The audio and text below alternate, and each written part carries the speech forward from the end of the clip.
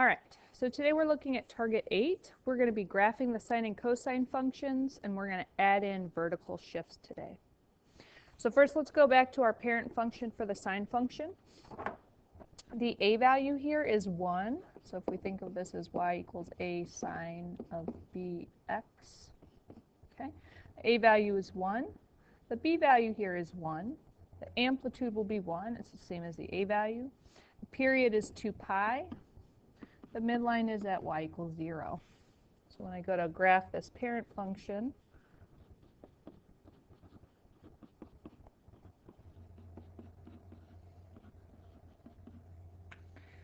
all right, so the sine function starts out at 0, then it's at its max, back to 0, min, back to 0. So there's the graph of that parent function. Okay. So now what would happen if I put a -2 at the end? Okay. That's going to give us a vertical shift. It's going to shift the whole graph down 2. So that doesn't affect the amplitude or the period or the b value. What it affects is the midline. So the midline, instead of being y equals 0, will now be at y equals -2. Okay? So let's see here, -1, -2. So that midline is like my new x-axis, really.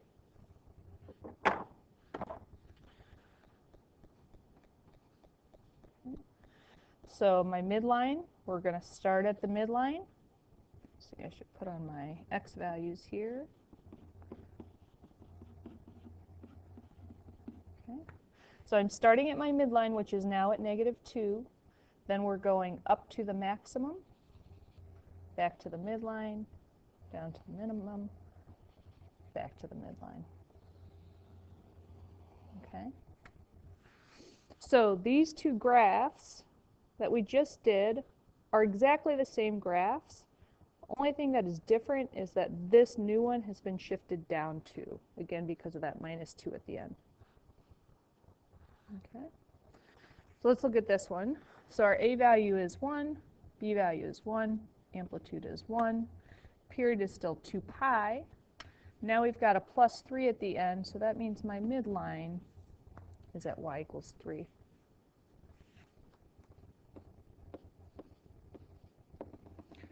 So here's my new midline. My period is still 2 pi.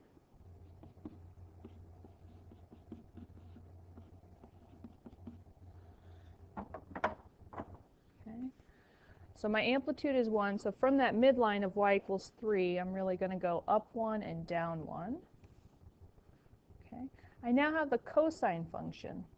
The cosine function starts up at its maximum, which now will be 4. Then we're back at the midline, down to its minimum, midline, back up to the maximum. Okay. If you want with these, you could draw the parent function first, so kind of ignore the vertical shift here. If we drew the cosine function,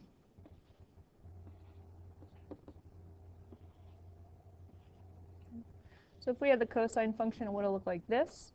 Then what you could do is just shift everything up 3. So if I took this point that was at 1 and shifted it up 3, 1, 2, 3, now it's at 4. Take this next one, shift it up 3, 1, 2, 3, now it's here. Take this one, move it up 3, etc. So if that helps you, feel free to go that route as well. Okay, so let's see if we can put this all together. Take a minute, see what you can do with this, and then we'll check back in.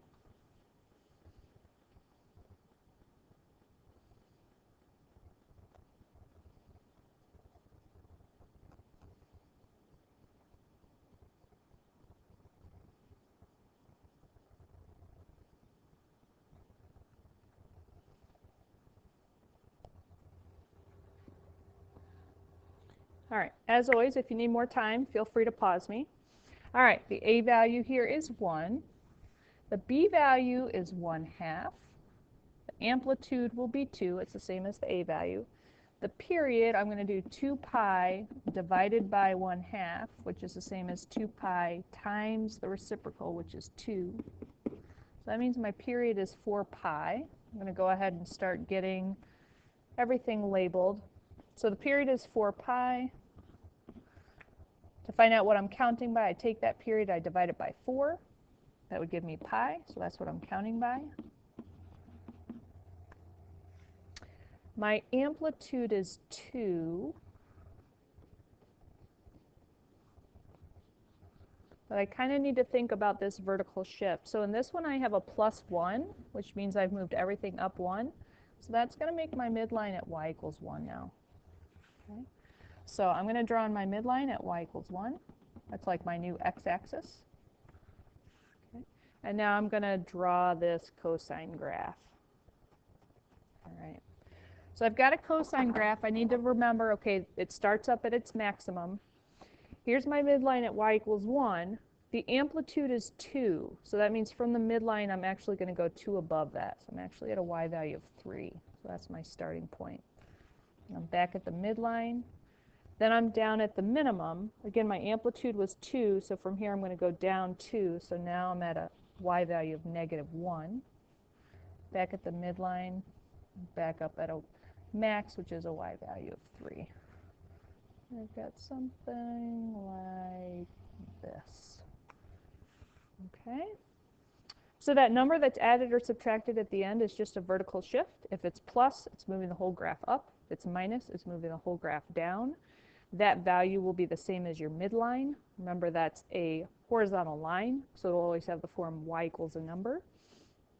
If it helps, draw the parent function first without the vertical shift. Feel free to do that, and then just move the whole graph up or down however many units you need to.